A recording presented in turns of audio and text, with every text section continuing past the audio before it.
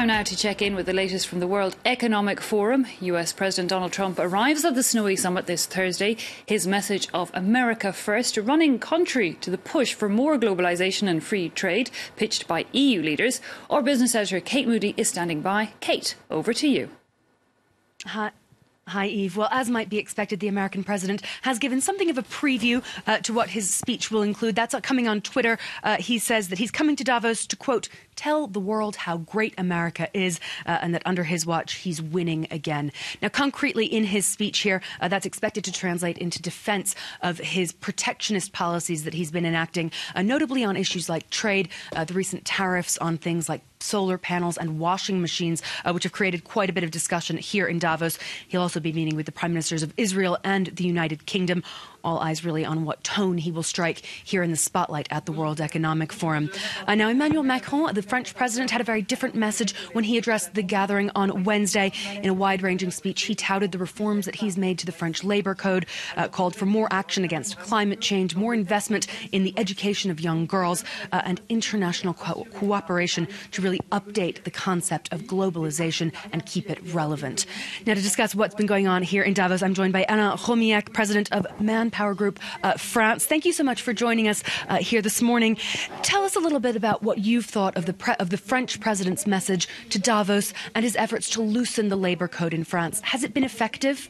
So first, what he said here is France is back. And I believe that this is what most people think. So I think that this is where we see that the image is very important. But what he said, so also we have to create an inclusive society, and we are in front of big disruption. But we have to make sure that all the people, they will find their place in the new world. And I think that this is what he tries to do in France. On one side, he tried to liberalize the work market, the labor market, but on the other side, he is starting to invest very heavily in skills, so in training. So starting also some reforms about the apprenticeship and elements like this. So he is, I would say, doing so as he said so yesterday. Now, the global economy is changing very quickly, and technology is developing a lot as well. How does that change the demands that are made on the workforce now? So it's a big change, and we anticipate big changes in the coming years, probably the next 1 or 2 decades.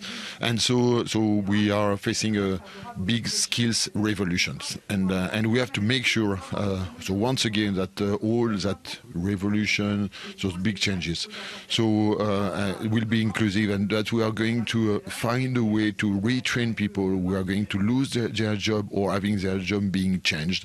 And so I think that this is the big challenges from government and from companies in the coming years. Now, another fairly new challenge for the economy is the gig economy, this idea of sort of temporary workers coming in, things like Uber, in particular, Airbnb, all those sorts of things. How does that change the challenges that are facing your clients around the world? So first, our clients they need more flexibility because the consumers they have changed. They want everything very quickly, and you have to adapt your supply with the demand. So big request for flexibility, and in the meantime, in the society, and especially the gigs, they want to have more freedom. But we have to take care because there are two kinds of populations. There are the ones who can choose to be independent because they have the skills. They will always find the jobs they want, and some others not having the skills, and they just can be independent in order to find a job. So this is the case of the Uber drivers and few others, and because they have very big difficulties to enter into the labor market. So we have to make sure that we are not going to polarize too much the labor market, and making sure that everyone find his way and a very decent way. Now, here in Davos, we've also been talking a lot this week about gender equality, gender parity, the women's role and contribution to the workforce. Is that something that you're seeing reflected in your daily business?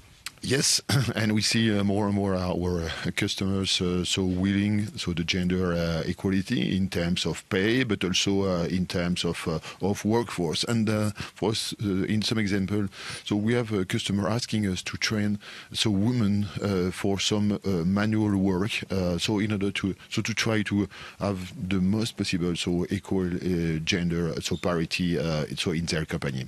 Alain Roumilhac, thank you so much for joining us here in Davos. We've just got time for a quick check on the markets. The Asian markets were mostly lower this Thursday. The Nikkei down over 1%, just the Kospi in the green there. The dollar also weak after dropping to a 3-year low earlier on. We've seen a fairly muted start to the trading day here in Europe. Not much movement yet, just a few minutes after the opening bell. But I'll be checking in later with that and all the latest action from here in Davos. OK, for now, Kate, thanks indeed. Kate Moody there, our business editor in Davos.